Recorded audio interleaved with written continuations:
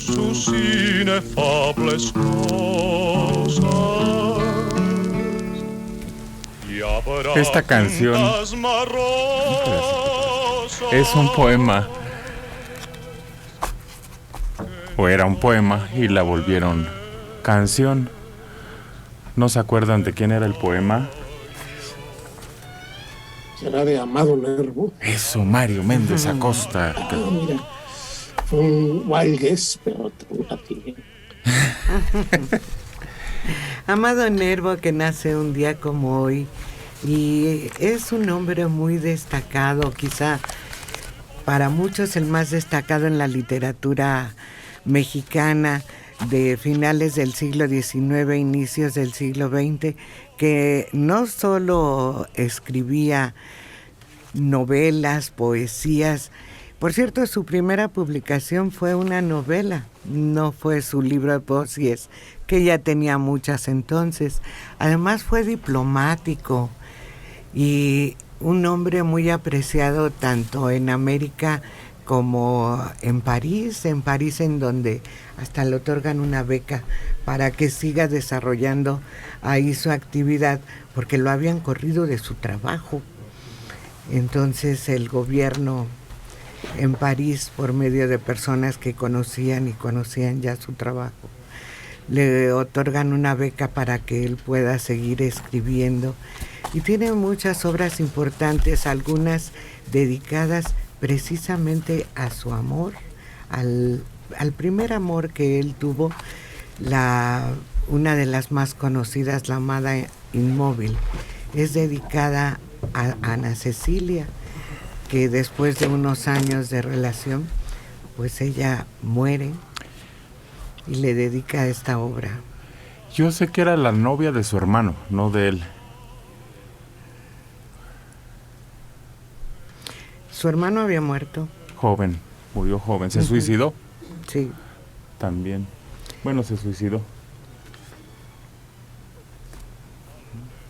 Pero La amada inmóvil, la escribe, ellos tuvieron una relación de 10 años, Ana Cecilia y Amado Nervo, y cuando ella se va es cuando escribe esta amada inmóvil.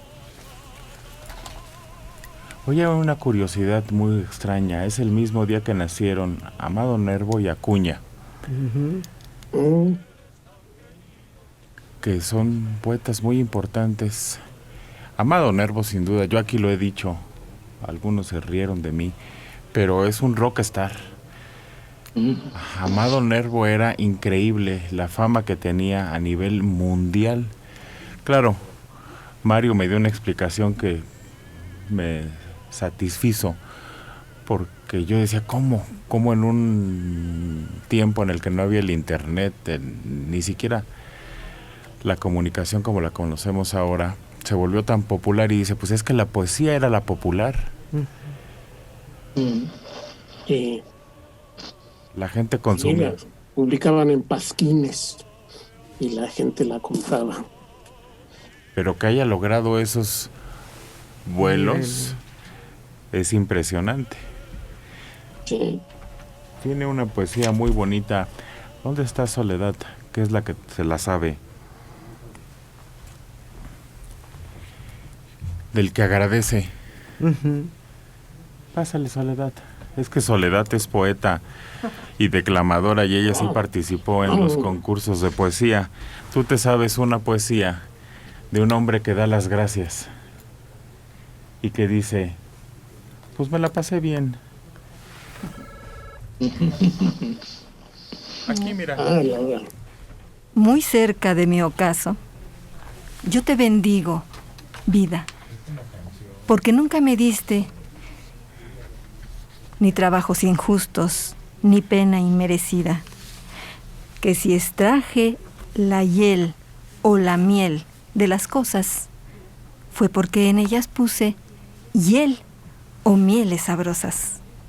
Cuando planté rosales, coseché siempre rosas. Cierto, a mi lozanías va a seguir el invierno, mas tú no me dijiste que mayo fuese eterno. Hallé sin duda largas las noches de mis velas. Mas no me prometiste tú solo noches buenas. Sin embargo, tuve otras francamente serenas. Amé. Fui amado. El sol acarició mi faz.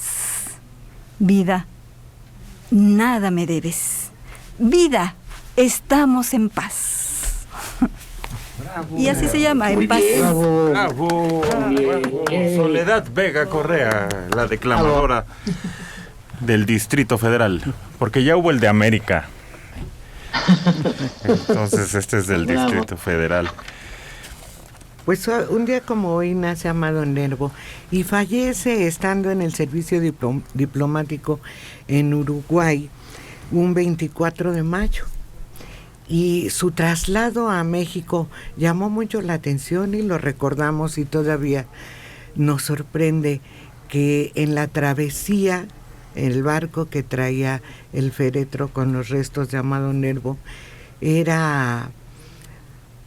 pues le enviaban un mensaje otras naves que se iban encontrando en el camino si se enteraban que iban trasladando al hombre que había hecho una poesía notable. Tocaban en gran parte sus del mundo. trompetotas en saludo. Sus silbatos. Ajá. Y Y Él era el máximo representante de México de una corriente que se llamaba el modernismo, exacto. que era notable por su abierta expresión lírica y gran imágenes así exageradamente pues casi almibaradas, ¿no? Ujú. Y tenían, claro, él colaboraba en la revista Moderna, por eso se llamaban modernistas, que era una revista azul, y la revista Moderna era muy de gran calidad, ¿no? Y por ahí las publicó el Fondo de Cultura Económica en su colección de revistas literarias mexicanas del siglo XIX. Vienen las dos. Y Ángel Buesa y Leopoldo Lugones fueron los equivalentes en Cuba y en Argentina. Ahí se detuvo, de hecho, el barco también y le rindieron homenaje en Cuba y en Sí.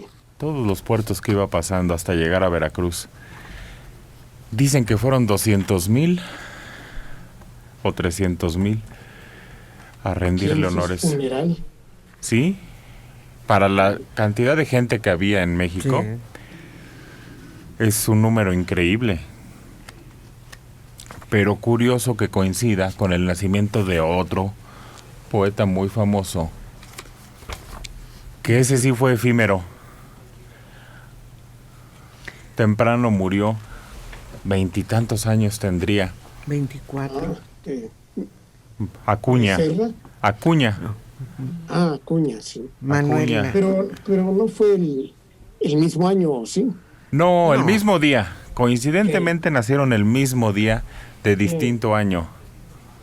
No, Manuel Acuña había nacido en 1849 en Saltillo, Coahuila, que desarrolló en el ambiente romántico un intelectualismo muy propio de la época, pero sobresaliente. Él estuvo cursando filosofía y matemáticas y hablaba francés, conocía el latín. Con objeto de ingresar a la carrera de medicina fue que hizo estos estudios, pero él mismo se suicida a los 24 años. Acuña, quién sabe, dice César Güemes, que le dieron unos balazos en una investigación que él hizo, que porque era muy famoso ya para su edad y le tenían celos poéticos. Fíjate que la historia oficial que corre sobre él es que se suicida por Rosario, de hecho la famosa Rosario, la de Acuña, Uh-huh. que era esta mujer que lo cautiva, que era una especie como de mecenas, cultural de esos, de la segunda mitad del siglo XIX aquí en México, después de la intervención francesa y el imperio. Y lo interesante es que, a Rosario la entrevistan años después y ella cuenta que no, pues lo que pasa, o sea, él era bastante tóxico y ya había tenido un pacto, o ya había querido hacer un pacto de un pacto suicida con una novia anterior. Entonces yo creo que estaba cantado ahí, en todo caso, que era, digamos que no sabía escuchar el no o el mejor como amigos. Y como lo mandaban generalmente a la friend zone o a la zona de amigos, pues terminó quitándose la vida. Qué Horrible. Qué bonita narrativa, ya. Es triste porque decía, bueno, los dos gozaron de popularidad, pero una soledad brutal, muere de amor. No, hombre, que a todo dar morir así, es muy bonito. Era su amigo gay de ella, pero no gay. Exacto. Pero Pues sí, lo describió muy bien Alejandro así. Un intolerante al fracaso, ¿cómo le llaman ahora, Dora? A la frustración. Eso. Frustración. Pero a mí me llamaba desde que vi sus libros. Hay uno de ellos de poesía que tiene la fotografía en la portada. Y desde que yo vi por primera vez ese libro me llamó la atención la expresión de tristeza, de depresión que tenía Manuel Acuña. Era muy joven sí. y se veía más viejo de lo que Sí, se veía en las fotografías. sí, a mí eso me llamaba mucho la atención. Y después ya cuando te vas enterando porque además era un hombre inteligente y que a pesar de ser tan joven había destacado en el mundo literario de la época. Y aún así termina con su vida a los 24 años. Pues Quiere decir que sí, su depresión no era nada más en la fotografía que se ve en ese libro, sino era real. Nació deprimido. sí, parece que sí, pero eso lo convirtió en un gran poeta. A los 24 años ya era considerado uno de los mejores poetas de su generación. La gente esperaba sus publicaciones, lo seguían, era realmente muy popular entre ese gremio y muy envidiado. Por eso César Güemes, en un libro muy interesante, dice que lo mataron por envidias, que no que se haya suicidado. Porque él era médico. Y la teoría de César parte de que un médico que sabe lo que hace, el ácido que tomó él, es dolor antes de la muerte, mucho dolor.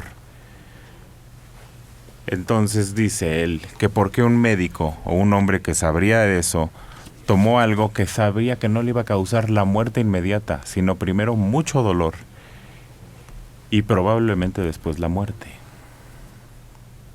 Por bipolar. Hoy día sería un bipolar. En su fase depresiva, el autocastigo, ¿no? El masoquismo, Sí. la depuración de la vida ante la muerte. Sí. Lástima que no nació en esta época. Hubiera sido bien tratado farmacológicamente y estaría aquí. No, Pero no. los datos van más allá, dice Rosario, que ni siquiera se le declaró. Encima, tímido, vamos a llamarle. A mí que me registren, dijo. Ella podía decir cualquier cantidad de cosas, él ya no estaba. Decía un pacto suicida previo a ella, lo que quisiera, acomodando la historia, desde luego, para mantener su imagen. Sí.